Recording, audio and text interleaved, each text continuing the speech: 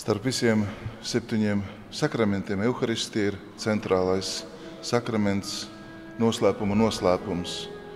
Un Jēzus dzīvē un kalpošanā mēs redzam, kā viņš vēlas svinēt lieldienas ar mācekļiem, kā viņš vēlas iedibināt šo lielo noslēpumu, kas cieši saistīts ir gan ar grēku piedošanu, ar priesterību, kas ir saistīts ar svētās mises upuri. Euharistija, burtiski grieķu valodā pateicība, tiek saukta ļoti dažādos vārdos.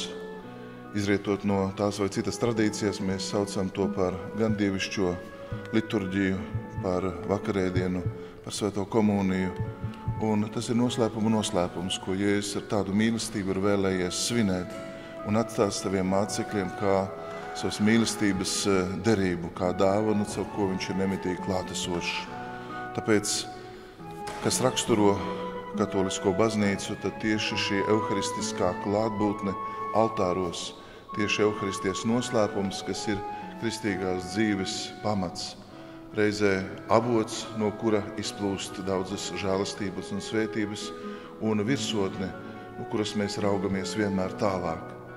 Te, ka Euharistija jau ir nākamās godības ķīla, tā kā mēs redzam Jēzu pārveidotu Tabora kalnā, tā Euharistijā mēs jau svinam šo lielo dāvanu, kas mūs jau ieved mūžīgās dzīves perspektīvā.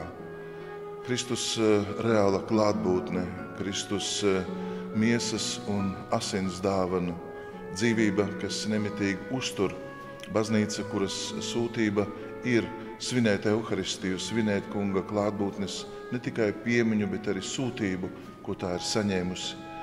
Tāpēc patiesībā visi sakramenti, kurus svinam, ir saistīti ar Euharistiju, kā kunga testamentu, kā derību. Un šeit, raugoties uz mākslinieka Šemberga gleznu, kas ir Marijas Magdalēnas draudzē, mēs nevaram nedomāt par to mācekļu vēlmi būt kopā ar Kristu, pavadīt viņu un saņemt pilnvarojumu, lai Euharistijas svinības turpinātos līdz laiku beigām.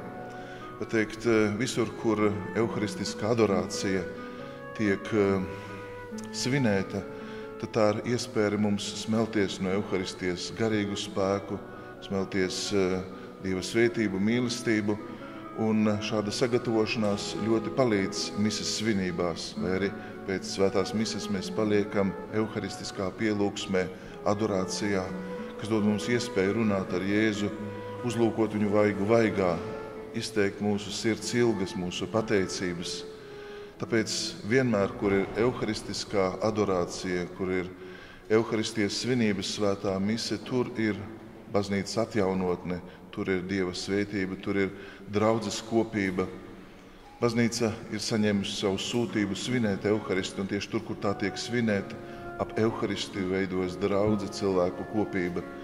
Tāpēc meklēsim un mīlēsim euharistisko Jēzu, paliksim viņa klātbūtnē, izmantosim šīs iespējas, un tieši tāpēc svētdienas Euharistija ir kā kristīgās dzīves mugurkauls, kā pamats, uz kuru mēs esam aicināti tiekties, izkopt, un kurā mēs arī paliekam. Jēzus taču saka pēdējo vakariņu laikā: palieciet manā mīlestībā.